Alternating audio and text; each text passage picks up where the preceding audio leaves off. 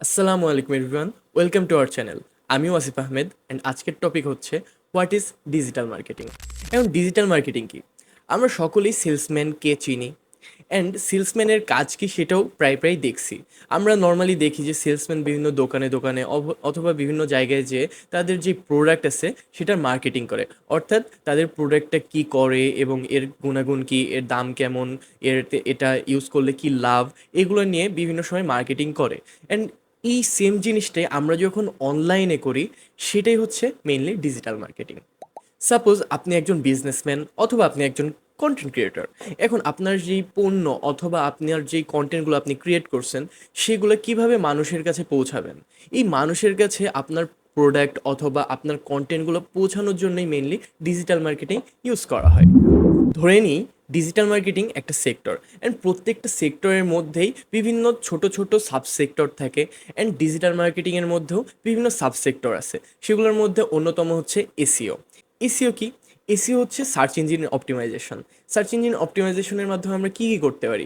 Suppose আপনি একটা গান প্লে করবেন ইউটিউবে, এখন আপনি ওই নামটা দিয়ে সার্চ দিচ্ছেন। সার্চ দেওয়ার পরে প্রথমেই আপনার ওই গানটা চলে আসতেছে বা সেকেন্ড অথবা থার্ডে চলে আসতেছে। এটা কেন? কারণ এখানে এসইও সুন্দর মতো করা হয়েছে। বিভিন্ন ট্যাগ অথবা বিভিন্ন কয়েকটা কিওয়ার্ডসের মাধ্যমে আমরা এসইও করে থাকি। সো মেইনলি আমাদের কন্টেন্টগুলো যেন মানুষের কাছে পৌঁছায় এবং সার্চ দিলে পাওয়া যায়, এই জন্য যে কাজগুলো আমরা করে থাকি সেটাকেই বলে এসইও। এর আরেকটা ধাপ হচ্ছে এসএমএম। এসএমএম কি? এটার ফুল মিনিং হচ্ছে সোশ্যাল মিডিয়া মার্কেটিং। এখন আমরা সোশ্যাল মিডিয়া বলতে কী চিনি? সেগুলো হচ্ছে ফেসবুক, ইনস্টাগ্রাম, টুইটার, লিঙ্কডইন। এখানে আমরা বিভিন্ন ধরনের পোস্ট শেয়ার করতে পারি, বিভিন্ন ভিডিও শেয়ার করতে পারি। এগুলোর মাধ্যমে আমরা আমাদের কন্টেন্টগুলো মানুষের কাছে পৌঁছাইতে পারি। অ্যান্ড আমরা যেহেতু জানি যে এখন প্রত্যেকটা মানুষ সোশ্যাল মিডিয়া ইউজ করে, হয় ইনস্টাগ্রাম নাহলে ফেসবুক বা লিঙ্কডইন, যে কোনো একটা জায়গায় তার আইডি থাকেই। সো আমরা যদি আমাদের এই কন্টেন্টগুলা এই বিভিন্ন সোশ্যাল মিডিয়াতে শেয়ার করি, অবশ্যই মানুষের কাছে তা পৌঁছানো সম্ভব হবে। এরপরে যা আছে সেটা হচ্ছে ইমেল মার্কেটিং। কারণ ইমেল মার্কেটিং কি? এটা খুবই সহজ। সেটা হচ্ছে আপনি আপনার কন্টেন্ট অথবা পণ্য যদি মার্কেটিং করতে চান বা বিভিন্ন মানুষের কাছে জানাইতে চান যে হ্যাঁ আমার কাছে ভাই এই প্রোডাক্টটা আছে, আপনি চাইলে সেই প্রোডাক্টটা ইউজ করে দেখতে পারেন। তো এটা আপনি ডিরেক্টলি কোনো একটা পার্সনের কাছে কীভাবে পাঠাবেন?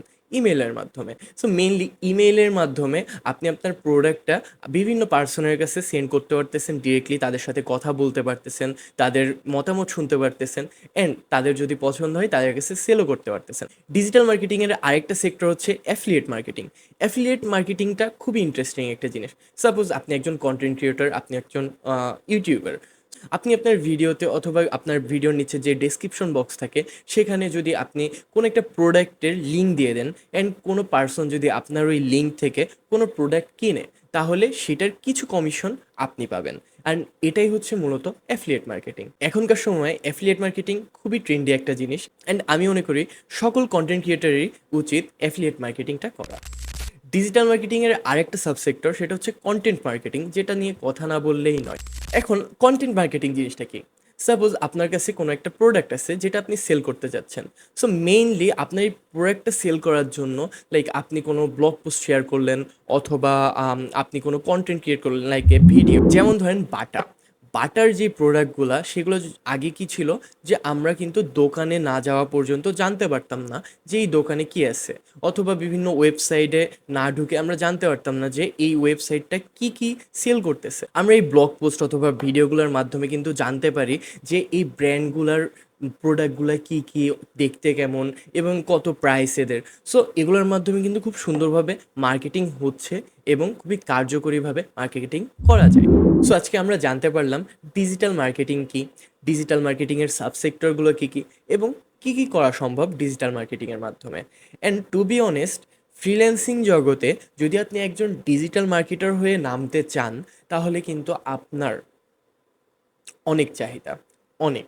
কারণ এখন যদি আপনি কোনো একটা বিজনেস খুলতে চান অথবা আপনি যদি কন্টেন্ট ক্রিয়েটর হইতে চান, অবশ্যই কিন্তু আপনার ডিজিটাল মার্কেটিং করতে হবে। সো মার্কেটে ডিজিটাল মার্কেটারের চাহিদা প্রচুর। And to be honest, digital marketing করে আপনি পার মান্থ 1 থেকে 1.5 লাখ টাকা খুব সহজে আর্ন করতে পারেন। টু বি অনেস্ট, আপনি যদি ডিজিটাল মার্কেটিংয়ের উপরে একটা ভালো স্কিল ডেভেলপ করতে পারেন, শুধু অনলাইনে না, অফলাইনেও আপনি অনেক টাকা ইনকাম করতে পারবেন ইনশাল্লাহ। আজকের ভিডিওটি এখানেই শেষ করতেছি। দেখা হবে ইনশাল্লাহ নতুন কোনো ভিডিওতে। আসসালামু আলাইকুম।